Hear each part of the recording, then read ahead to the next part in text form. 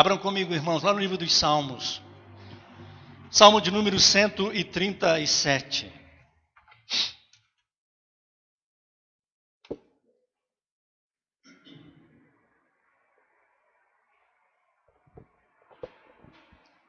Livro dos Salmos, Salmo de número 137. Versículos 1 ao versículo 6.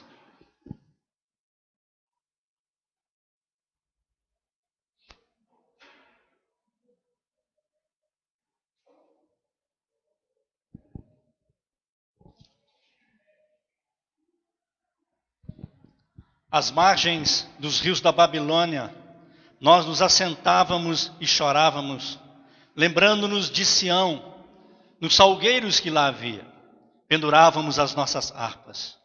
Pois aqueles que nos levaram cativos nos pediam canções, e os nossos opressores que fôssemos alegres, dizendo: entoai-nos alguns dos cânticos de Sião.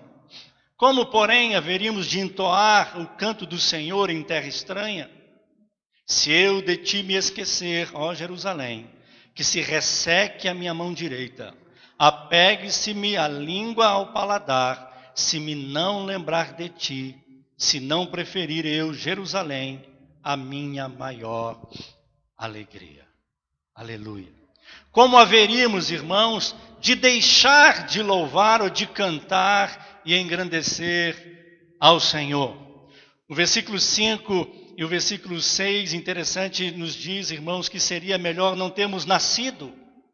Não tem sentido a nossa existência, a nossa vida, se não for para o louvor, a glória, a honra e a adoração ao nome do Senhor. Para isto Deus criou o homem, para o seu louvor e para a sua glória, para a sua adoração. É por isso que encontramos mesmo no profeta Isaías, também fazendo menção sobre isso, capítulo 43, falando, por exemplo, que Deus nos criou, nos separou para o seu louvor e para a sua glória, para a sua adoração. Não podemos, irmãos, deixarmos de louvar, de cantar hinos ao Senhor, mesmo que seja em terra estranha, mesmo que seja num cativeiro, mesmo que seja em isolamento social, mesmo que seja em meio a uma pandemia, mesmo que seja em cadeias ou prisões. Nós somos chamados, irmãos, e precisamos entender isso, para o louvor, a glória, a honra e a adoração ao nome do Senhor. É claro que o texto aqui faz menção, por exemplo, de hinos, de cânticos que eram cantados no templo, que eram cantados em Jerusalém. Eles estavam agora aqui no cativeiro. Eram hinos de alegria, e como cantar hinos de alegria em meio à tristeza e vivendo num cativeiro? Talvez, meu irmão, minha irmã, você que está me ouvindo nesta noite, tenhas motivo de sobra para não louvar, para não cantar ao Senhor. Talvez já faz tempo que você não faz mais isso, que você não canta, que você não louva, que você não adora, que você não exalta ao Senhor. Talvez você estava bem acostumado a cantar nos templos de pedra, num lugar como este que estou aqui agora. Talvez você tinha esse costume e o seu tempo de adoração e louvor era só no templo. Você fazia isso aos domingos e você passava segunda a sábado sem expressar um louvor, uma adoração, um cântico ao Senhor. E talvez até vivendo momentos de tribulações, lutas e dificuldades, e aí você não cantava ao Senhor. Nem mesmo quando talvez aqueles que não conheciam o Senhor, e talvez até como zombaria, como diz o texto aqui, ou escarnecendo do povo de Israel no cativeiro, pediam canções. Talvez por zombaria e escarnecimento. Esse texto dos Salmos 137, ele faz alusão, irmãos, o povo de Israel na Babilônia. Quando eles viveram lá no cativeiro, quando eles foram levados para a Babilônia. E eles viveram momentos difíceis, complicados. É claro que viver na Babilônia não era tão ruim assim. Nós encontramos isso nas Escrituras. Agora, eu quero chamar sua atenção aqui, porque este salmo nos reporta lá o profeta Ezequiel. E nós vamos para lá já já. Lá no capítulo 2, por exemplo, capítulo 3, nós vamos encontrar o chamado de Ezequiel. E foi num momento assim, difícil, complicado, que Ezequiel foi chamado. Eles estavam vivendo um tempo de tristeza, se sentindo muitas vezes sem vida, sem alegria, sem prazer de viver, uma vida sem vida e sem sentido, sem graça, sem perspectiva nenhuma, sem esperança. Assim estavam o povo de Israel naqueles dias. E foi numa época assim que o Senhor levanta o profeta Ezequiel para falar ao seu povo.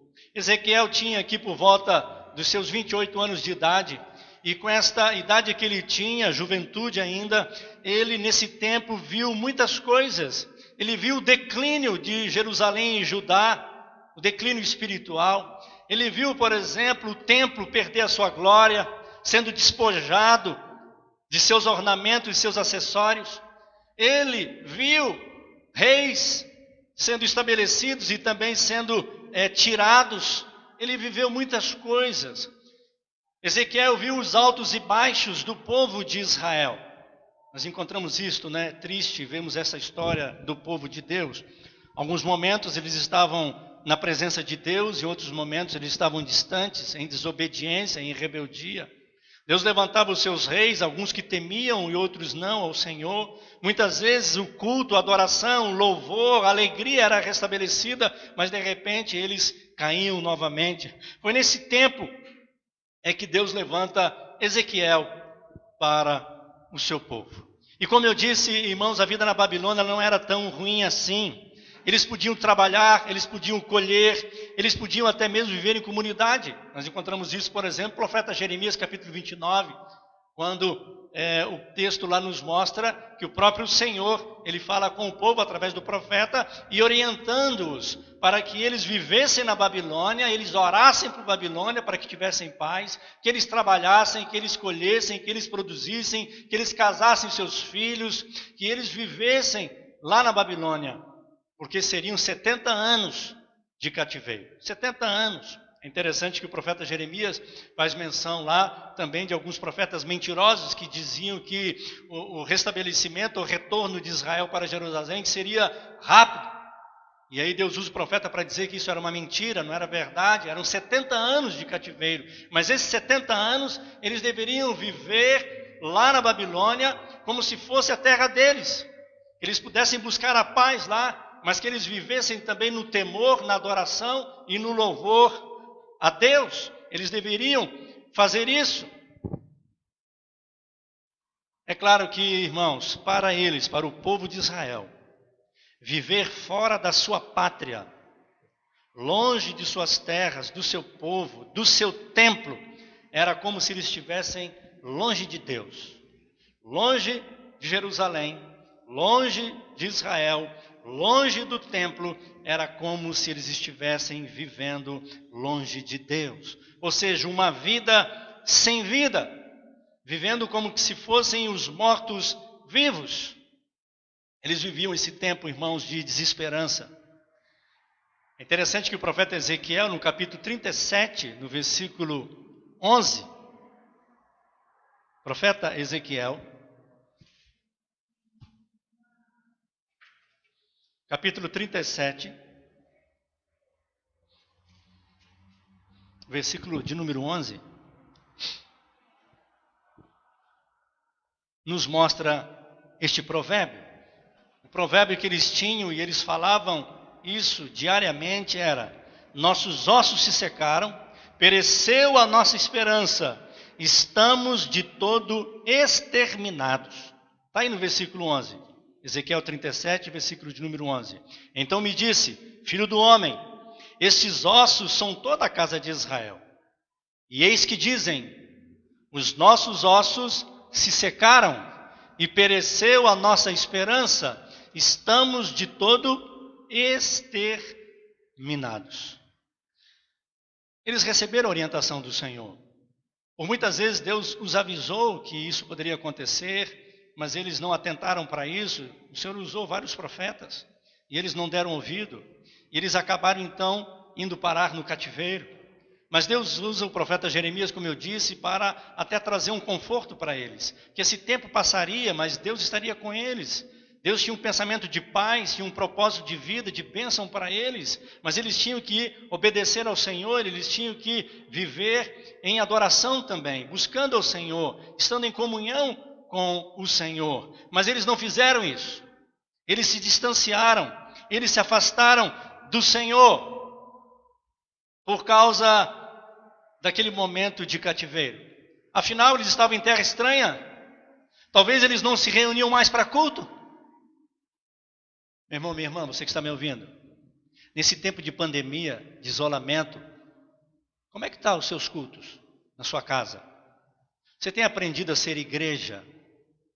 Ou você acostumou e aprendeu, como eu disse no início dessa minha palavra, que você sempre pensou que igreja era aqui, era no prédio, era só quando estivesse reunido com o povo de Deus? Deus tem te ensinado, quem sabe, meu irmão, minha irmã, você ser igreja aí na sua casa, orar com seu marido, orar com seus filhos, orar com a sua esposa, orar com seu genro, com a sua nora, com a sua sogra, orar com a sua família, culto familiar. Eu espero que você esteja aprendendo isso. Mas é bem possível que você esteja vivendo e fazendo como o povo da Babilônia. Não estão cultuando, não estão buscando o Senhor, não estão se reunindo, não estão preocupados com isso. Afinal de contas, estamos em isolamento. Meu irmão, minha irmã, a igreja não está presa, a palavra de Deus não está detida e o Espírito Santo também não. Nós somos igreja, povo de Deus, o Espírito de Deus habita em nós. Nós somos templos do Senhor, Deus habita em nós e nós podemos nos reunir em qualquer lugar, onde estivermos. Assim como nos reunimos muitas vezes através de várias plataformas na internet, assim como estamos reunidos agora pelo Facebook. Mas talvez você tenha deixado de louvar e adorar a Deus, porque no seu coração vem tristeza, vem preocupação, vem ansiedade, vem medo. Olha só como que está a economia do nosso país, olha a situação da nossa presidência, olha a situação dos políticos, olha a situação da saúde e tantas outras coisas, e isso tem afligido sua vida. E aí você tem deixado de louvar e adorar ao Senhor. Como você está vivendo esse momento de isolamento, longe dos templos, meu irmão, minha irmã, longe da palavra, longe dos irmãos?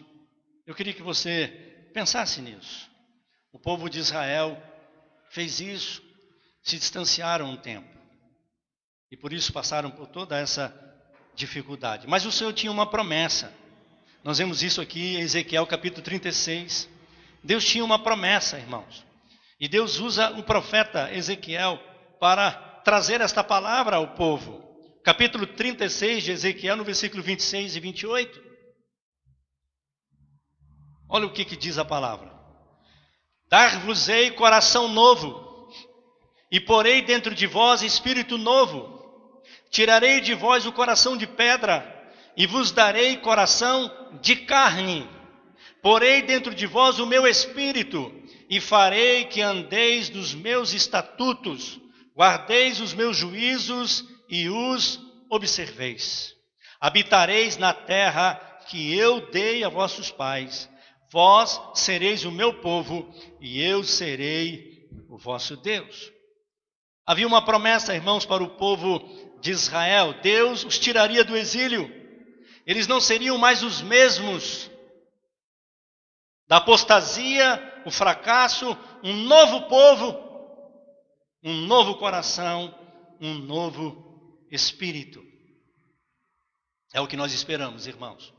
Eu tenho dito e já disse em algumas reuniões com os nossos irmãos que a minha esperança, e eu creio que a esperança de muitos irmãos, é que depois desta pandemia, depois desse isolamento, nós tenhamos uma surpresa muito boa. Pessoas, irmãos, irmãs, a igreja do Senhor, fortalecida, mais animada ainda, mais viva ainda, mais firme ainda. Essa é a nossa esperança. Um novo coração, um novo espírito, um novo modo de viver, cheio de esperança, expectativas, cheio de ânimo e de alegria.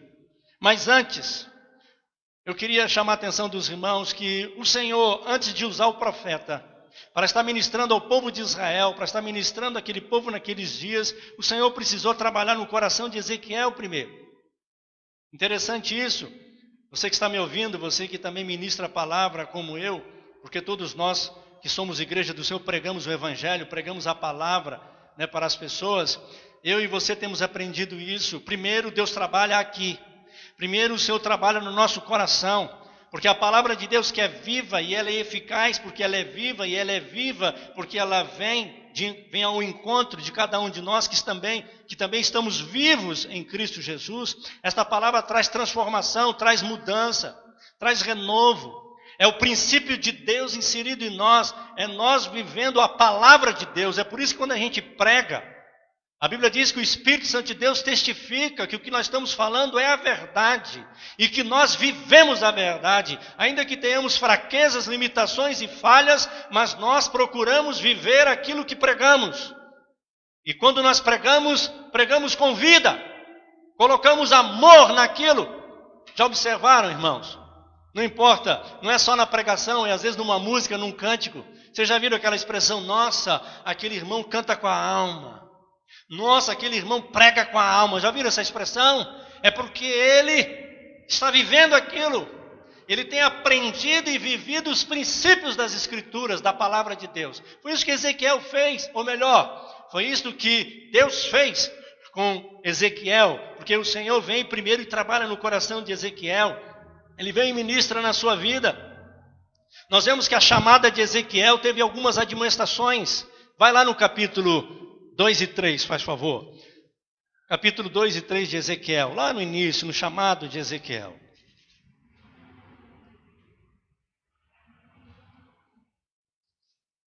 O profeta Ezequiel no capítulo de número 2.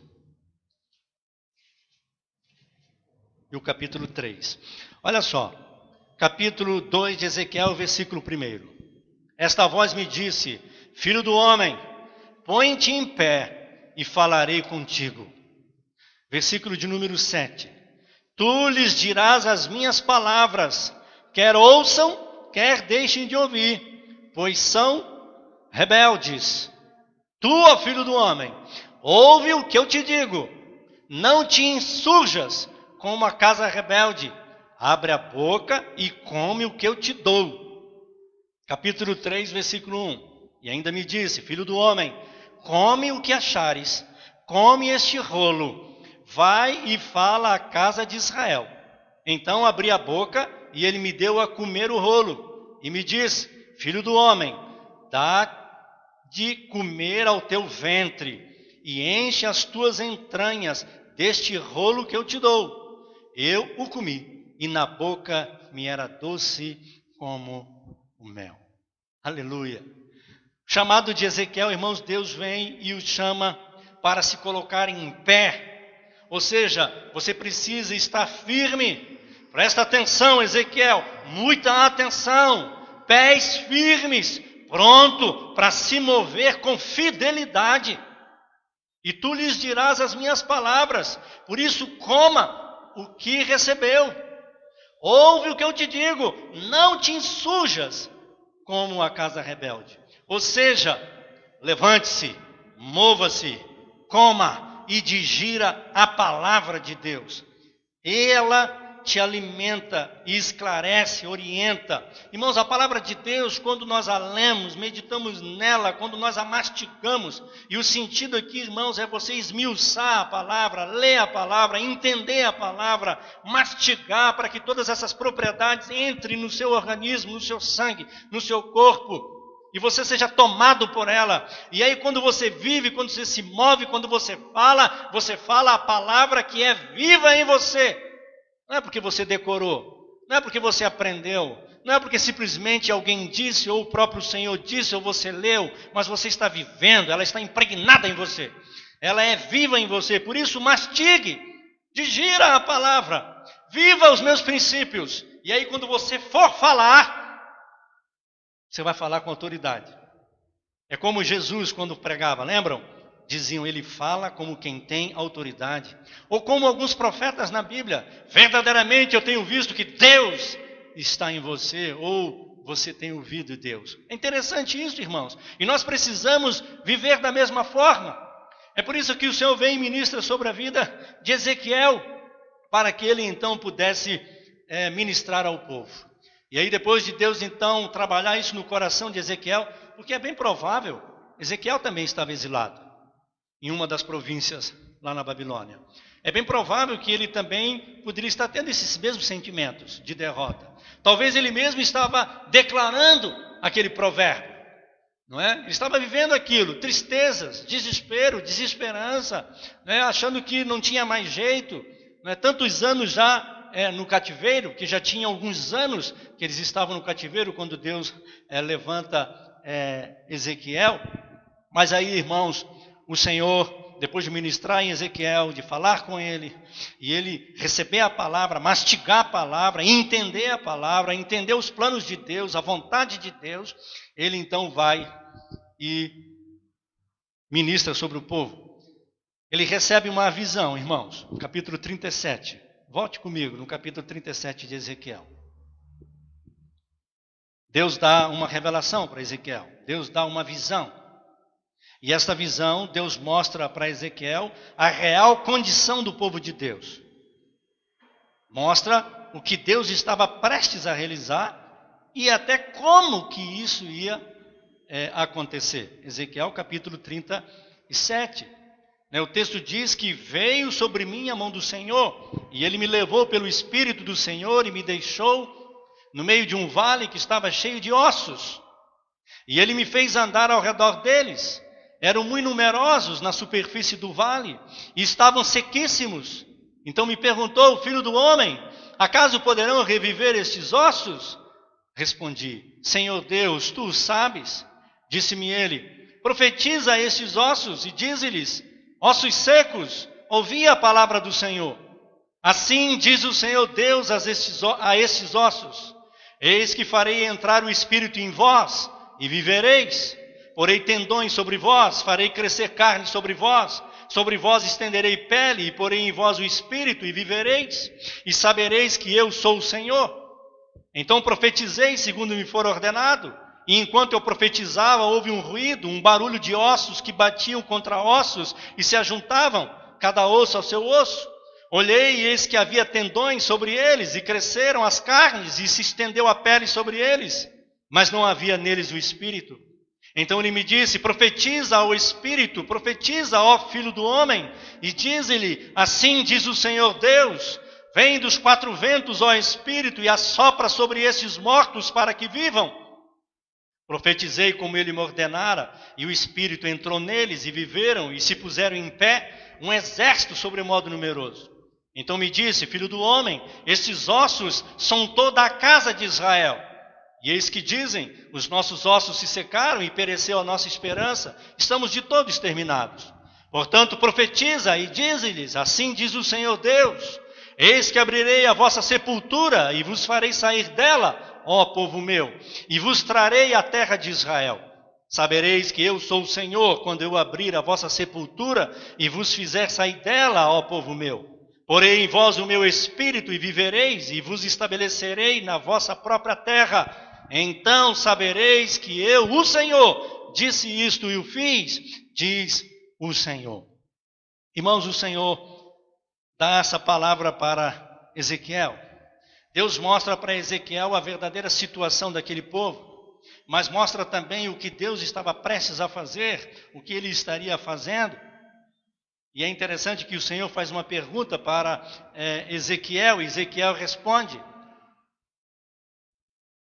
Quando ele pergunta se era possível aqueles ossos reviverem, e ele responde: ó Senhor, eles não podem viver sem o Senhor. Somente o Senhor pode trazê-los à vida. Só o Senhor pode dar vida a esses ossos. Por isso que ele respondeu desta forma, Senhor Deus, tu sabes. Ou seja, só o Senhor pode. Só o Senhor realmente pode trazer vida, dar vida, pode restaurar, pode reviver, pode colocar carne, tendões, nervos, músculos naqueles ossos. E aqui, irmãos, duas coisas importantes a gente precisa atentar nesta visão de Deus para Ezequiel. A primeira delas, para que haja restauração, para que haja uma ressurreição, para que haja vida, para que haja um renovo, para que haja uma transformação, é preciso, em primeiro lugar, irmãos, reconhecer os ossos. Percebe que o texto diz que estes ossos é a casa de Israel, mas esses ossos secos, quem sabe, Poderia ser você ou eu. Aqueles que estão, quem sabe hoje, espiritualmente mortos. Estão vivendo completamente apagados, sem esperança, fracos na fé. O amor esfriando, não ama ninguém. O amor já não existe mais nesse coração. Não há mais expectativa. Estão vivendo sem alegria, sem ânimo, sem entusiasmo, sem vida.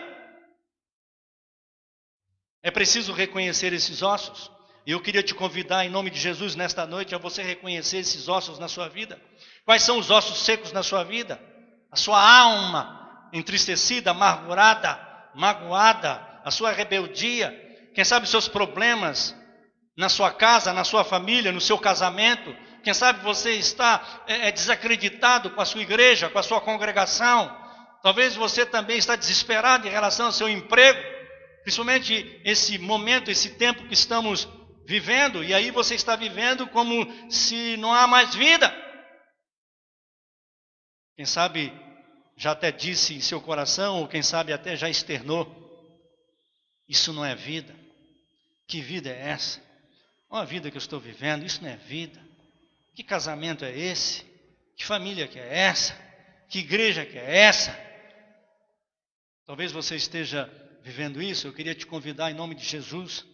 Se é que você está recebendo a palavra de Deus no seu coração, se é que o Espírito Santo, que é o único que tem poder para te convencer, quebrantar e transformar a sua vida, quem sabe Ele está falando ao seu coração nesta noite, você possa reconhecer os seus ossos, reconhecer suas fraquezas, reconhecer sua ruína, reconhecer sua pobreza, sua miséria, reconhecer os seus pecados.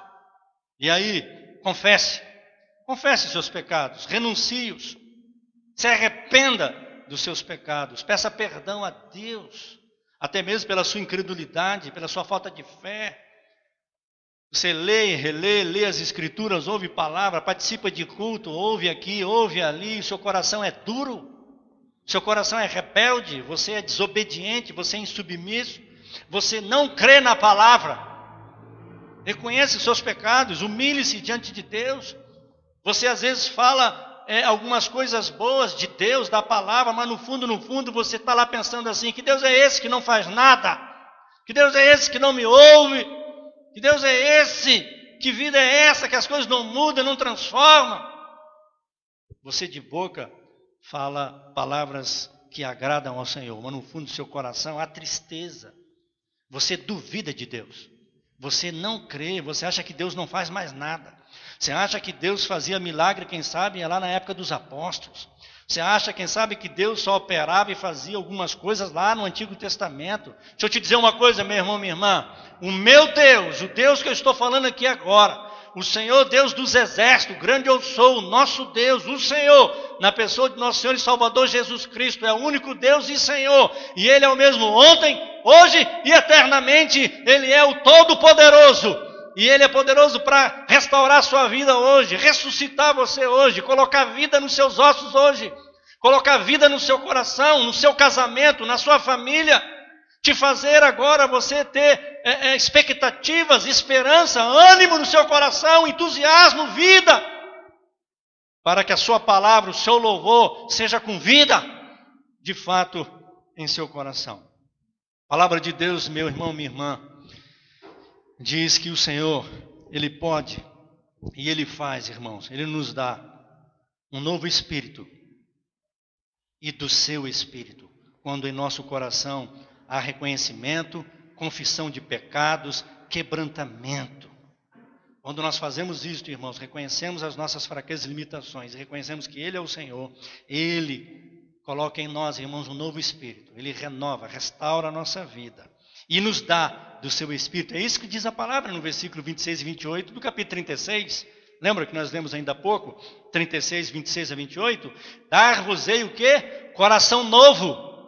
E porei dentro de vós um espírito novo. Espírito de vida, meu irmão. De entusiasmo, de alegria, de fé, de coragem. Um coração que creia. É isso que ele está falando. Tirarei de vós o coração de pedra, o coração endurecido, e vos darei um coração de carne. Meu irmão, minha irmã, um coração que se quebranta, que se humilha. Um coração que é sensível às desgraças também, os problemas dos outros. Não olhando só o seu, mas que você seja quebrantado. Olha só, porei dentro de vós o meu espírito. E aí então farei que andeis nos meus estatutos, guardeis os meus juízos e os observeis. Meu irmão e minha irmã, deixa eu te dizer uma coisa. Só o poder de Deus, o poder do Espírito Santo de Deus em nós, para nos fazer crer e perseverar e permanecer, entender, confiar e praticar a palavra de Deus. Eu conheço pessoas que têm tentado viver uma religião, uma vida cristã, aquela expressão que as pessoas usam, né? Quero ser crente, mas eu não consigo. Você não vai conseguir, se não for o Espírito de Deus colocando vida em você. Ele é que quebranta o seu coração, restaura você, que anima você, que converte você, para que você tenha, de fato, uma nova vida. E aí a promessa do Senhor, irmãos, que é para sempre: habitareis na terra que eu dei a vossos pais, vós sereis o meu povo e eu serei o vosso Deus. O Senhor, Ele é o nosso Deus. E nós precisamos fazer isso, irmãos. Ele nos dá um novo espírito, é uma nova disposição, uma nova atitude, uma atitude diferente, irmãos, daquela que quem sabe você tem tido até aqui. É uma nova perspectiva, uma certeza de que aquilo que o Senhor prometeu, Ele pode fazer, irmãos. Ele vai fazer, porque se Ele prometeu, Ele vai fazer. Deus prepara o nosso coração, irmãos, para que possamos receber do seu Espírito. Ele nos prepara, irmãos, prepara o nosso coração, a nossa alma, para que possamos receber do Espírito de Deus, e não só receber, mas nos encher do seu poder, da sua graça.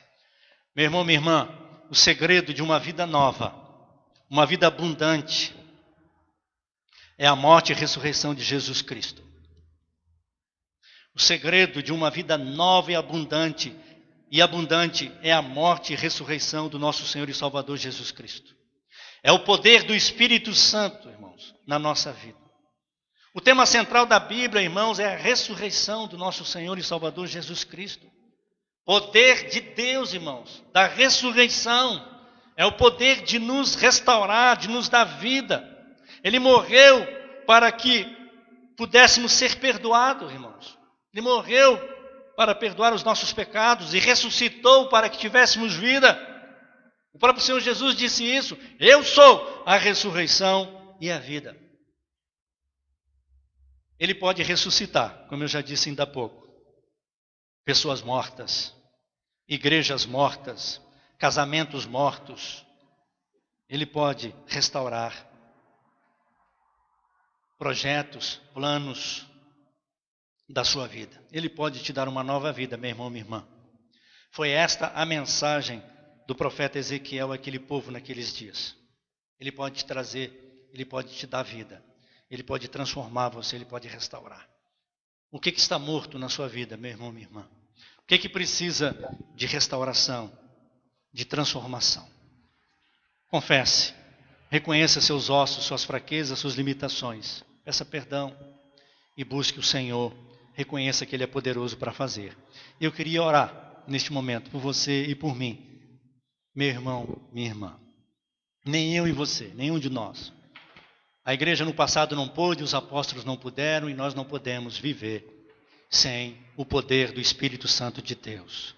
Sem o Senhor agindo em nós, quebrantando, transformando as nossas vidas, nos dando de fato uma nova vida, vida nova. Deus pode fazer isso na sua vida hoje. Reconheça Jesus como o Senhor e Salvador da sua vida. Ele morreu e ressuscitou para perdoar os seus pecados e para que você tivesse vida. Deus pode te dar vida, uma nova vida, para que você possa experimentar a alegria do Senhor, mesmo em tempo de dificuldade, de conflito, de isolamento, de tantas coisas ruins que muitas vezes assolam as nossas vidas. Vamos orar, Pai querido. Deus bendito, Senhor dos céus e da terra, Deus do universo, Criador de todas as coisas, Deus que nos fez para o Teu louvor e para a Tua glória. Ó Deus bendito, nós estamos na Tua presença, Senhor. E Tu és o Deus que neste momento o Senhor sonda e esquadrinha todos que me ouvem. Tu conheces os corações, Tu conheces as aflições, as tristezas, as lutas, as dúvidas, os medos, o sentimento de derrota, de perda, de morte. Quem sabe o provérbios de alguns que me ouvem são desse tipo, Senhor. Nossos ossos se secaram, não há mais esperança, estamos de todo exterminados. Ó Deus, em nome de Jesus, mostra para este ou para esta que o Senhor é poderoso, ó Deus, para trazer vida e vida em abundância. Ó Deus, ministra no íntimo do coração agora. Traz quebrantamento, que haja lugar de arrependimento. E o Senhor possa vir com teu poder, Senhor, trazendo, ó Pai, vida.